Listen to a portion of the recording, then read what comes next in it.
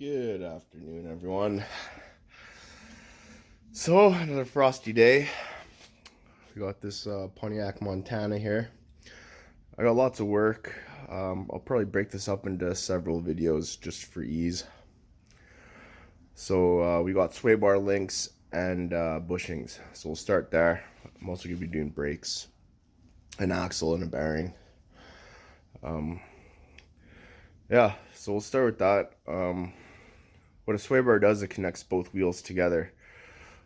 So if you jack up this side, you're putting tension on the other side. I'm only going to jack up one side at a time.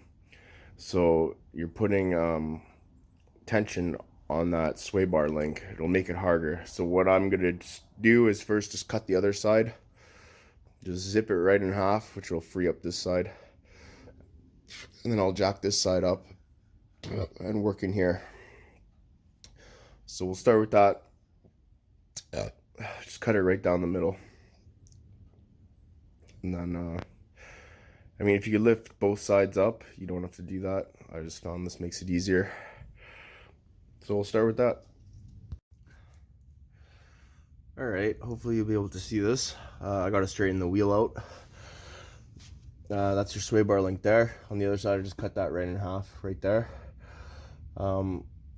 That's your bushing there. Pretty easy. I might spray this with some lube right now. Might be able to get these nuts off.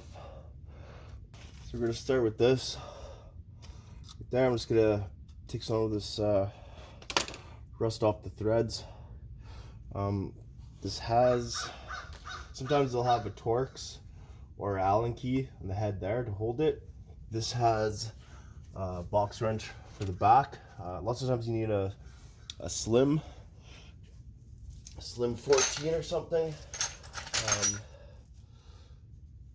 I've actually just on a few wrenches, I don't know if you can see it there, I just ground that down so it fits. I don't know if it'll fit this one. No, this is bigger, maybe a 17 looks like. Anyways, I'm gonna start with cleaning up these threads.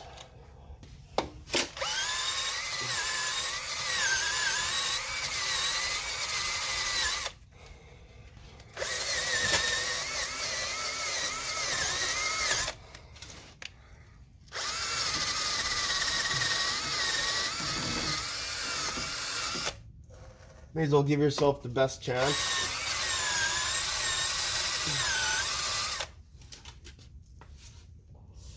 I'm not gonna go too crazy. My impact should fit on there. Just gotta find my lube. So for the back, it's a 18. The front, we got a 15.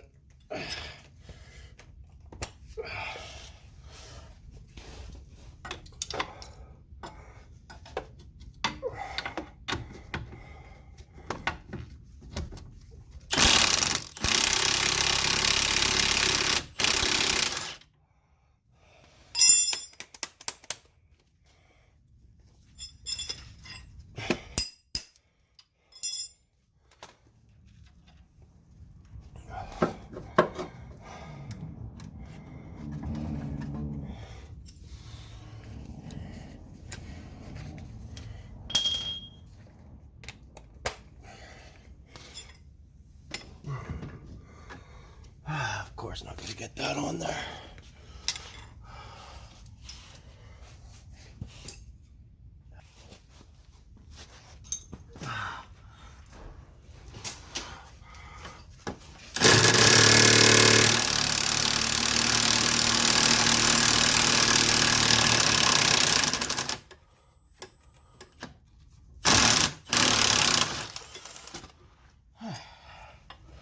There we go.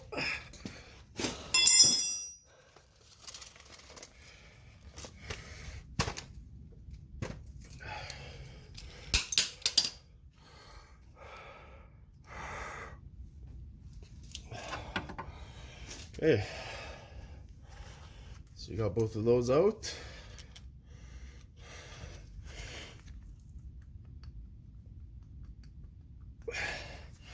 very worn.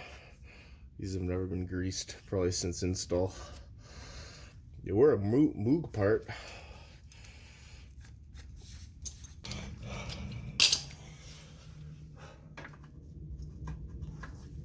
May as well get these going.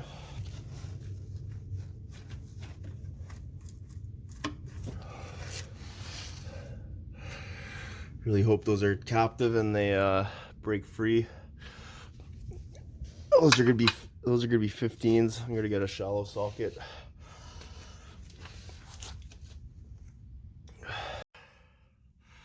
Well, welcome to Canada. Nothing's ever easy. It's gonna be a really shitty spot to drill and tap to. Awesome. Well, get at her. Okay, I didn't get this whole one out. Looks like GM anticipated this. See those two bungs? Right here, right there.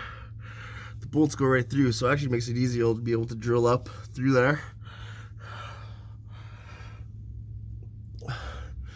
I just stopped on this one because this one doesn't feel too good. I'd rather, if I can tighten it back up, I want it to drill through, but we'll get this back side back on. I have to go get some proper penetrating lube. Mine all froze up, so we'll get this side up back together, and then I might have to go get a drill bit too.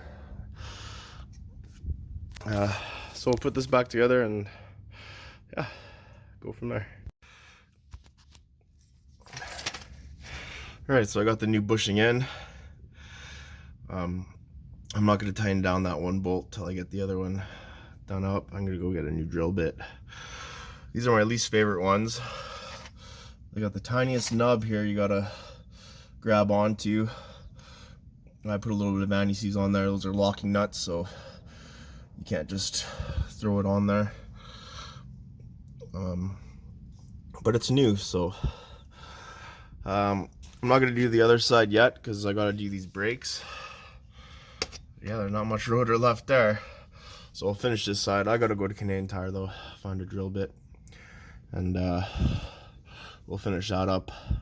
Good chance on the other side I'm going to break one. So although it's like they anticipated it, they made it so you can drill out through the bottom, so at least they can engineer that their bolts are going to break. So yeah, see if my garage will close. Lock this thing up and head out.